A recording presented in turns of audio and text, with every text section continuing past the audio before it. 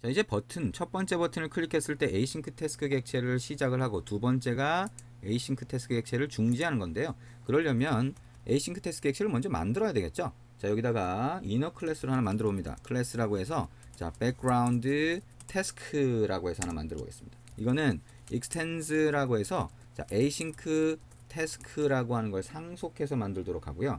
여기에는 에이싱크 태스크에는, 자, 처음에, 자, 꺽쇠 표시를 하고, 여기에, 자, 전달받을 객체들의 타입을 집어넣을 수 있게 되어 있습니다. 여기다가, 자, 인티저라고 하는 거 콤마, 그 다음에 인티저라고 하는 거 콤마 2가 빠졌네요.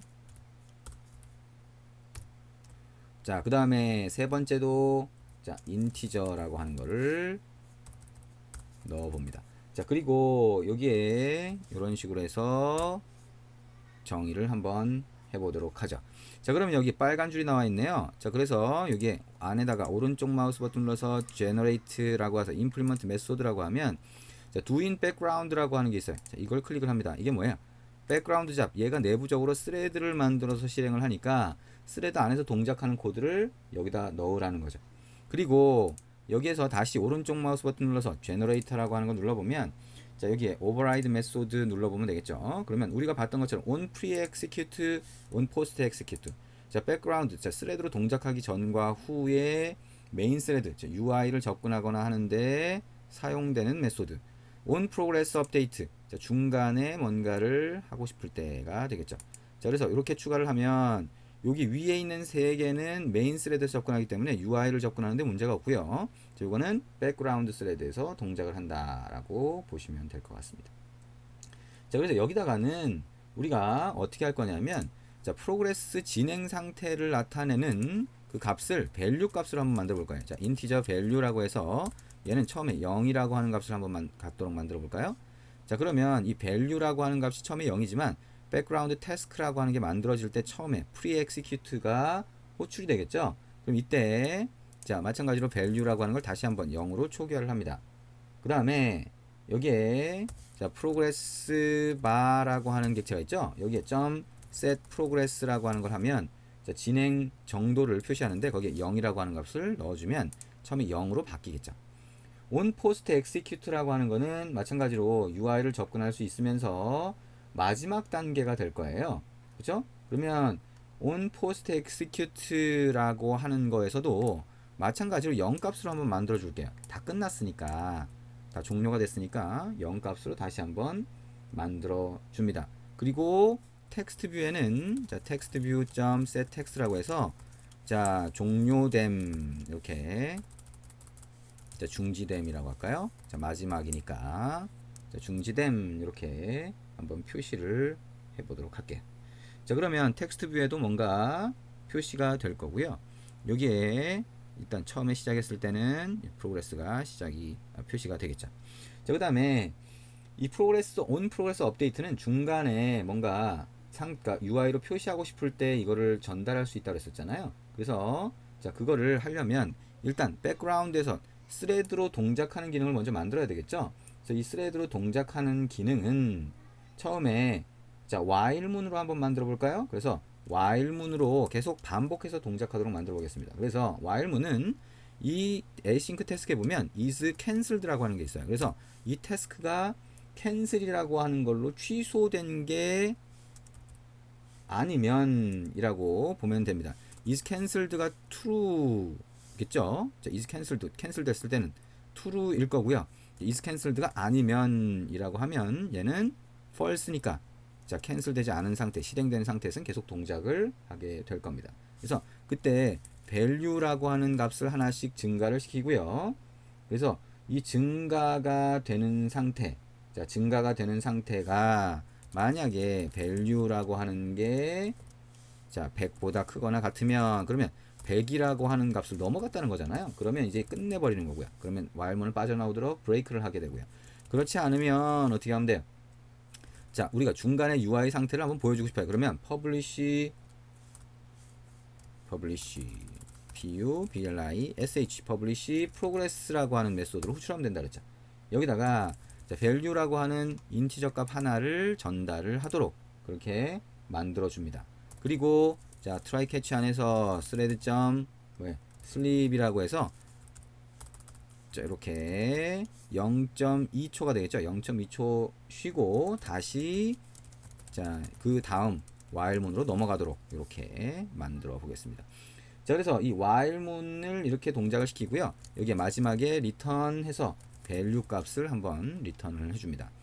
자 on progress 업데이트는 언제 호출돼요? 여기는 publish progress가 호출됐을 때 얘가 호출되거든요. 그러면 이 안에서 우리가 뭘 해줄 수 있냐면 자 progress라고 하는 progress bar가 되겠죠. 이것 점 해서 set progress라고 해서 UI를 업데이트 해줄 수 있어요. 이거는 UI를 업데이트 해줄 수 있는 그 내용이라고 했죠. 여기다 values라고 하면 우리가 전달받은 인티저 값 3개를 얘기를 합니다. 그 중에 첫 번째 점 해서 보면 얘가 인티저이기 때문에 int value로 해서 다시 primitive int 값으로 변환을 해야 되거든요. 그래서 이렇게 설정할 수 있고요. 자, text view라고 하는 거에 set text라고 해서 자, 지금 진행 중이라고 하고 여기에 진행 중인 값을 한번 뿌려보도록 할게요. 진행 중인 값은 values 0. 어떻게 할까요? 이게 toString이라고 하면 될까요? toString 굳이 표현을 안 하더라도 values 0이라고 하면 여기 표시가 되겠죠. 물론 values라고 하는 것 자체가 뭐 널 값이 아닌지 이게 값이 널은 아닌지 이런 것들 체크할 필요가 있을 수 있겠네요. 일단 여기서는 최대한 간단하게 이렇게 만들고요.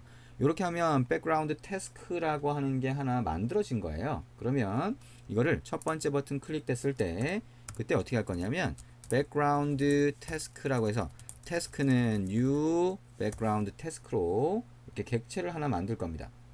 그래서 객체를 하나 만들고 이 태스크.점 execute라고 해서 자 여기다가 필요한 값을 더 또 전달을 할 수도 있는데 일단 100이라고 그냥 넣어보죠. 자 그리고 cancel이라고 이렇게 하면 이제 execute가 되면서 얘가 실행이 되기 시작하는 거예요. 그래서 on pre-execute 그 다음에 background 같은 거 진행이 될 수 있게 이렇게 만듭니다. 그래서 이 background task라고 하는 거를 위에 만약에 변수를 올렸다라고 하게 되면 이 background task 변수를 접근할 수가 있으니까요. 만약에 취소하고 싶다라고 하면 자 태스크를 취소하고 싶다라고 하면 task.점 cancel이라고 해서 취소를 할 수가 있어요. 자 여기다가 true 한번 넣어볼까요? 자 이렇게 넣고 실행을 한번 해보겠습니다. 자 실행을 해서 이게 동작을 하는지 에러가 있으면 에러가 어떤 건지 한번 확인해 보면 됩니다. 자 뭐 제가 직접 할 때도 일부러 코드를 조금씩 바꿔가면서 해요. 상황에 맞춰서. 그래서 조금씩 바꿔가서 하는 이유는 제가 얘기한 것처럼 에러가 발생하거나 하는 것들 겁내지 말고 그냥 하시면 됩니다. 에러 생기면 수정하면 되죠. 에러가 뭔지 확인을 하는 것도 굉장히 중요한 부분이에요. 어쨌든 자 이렇게 화면을 시작을 했더니 실제 단말에서 이렇게 보이네요. 진행 상태 텍스트 있고요. 프로그레스 바 있고 시작 중지 버튼 있어요. 자, 시작 버튼 한번 눌러볼까요? 자 그랬더니 이렇게 프로그레스 바가 진행이 됩니다. 자 여기에 프로그레스 바가 표시되는 거 뭐예요? 백그라운드 스레드에서 동작하죠. 그걸 async task에 do인 백그라운드에서 하나씩 증가를 시키는 거고요. 그걸 화면에 업데이트 할 때는 자 메인 스레드로 접근하는 건데 async task는 그거를 어떻게 해줘요? 예, 여기 있는 자 요런 데서는 전부 다 메인 스레드로 접근할 수 있게 내부적으로 처리를 해주기 때문에 중간 단계 on progress update 같은 경우에는 여기서 publish progress로 전달받은 이 value 값을 values의 첫 번째 값으로 받기 때문에 그걸 가지고 set progress를 해주고 텍스트로 이렇게 업데이트를 해줄 수 있다라고 생각을 하시면 됩니다. 자 다시 한번 시작 버튼을 누르고 있다가 중지 누르면 어떻게 돼? 어이? 캔슬이 안 되나요? 네.